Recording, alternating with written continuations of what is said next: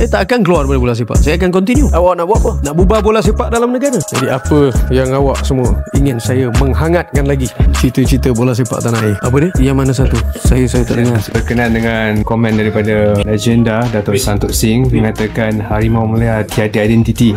Ramai pemain masalih.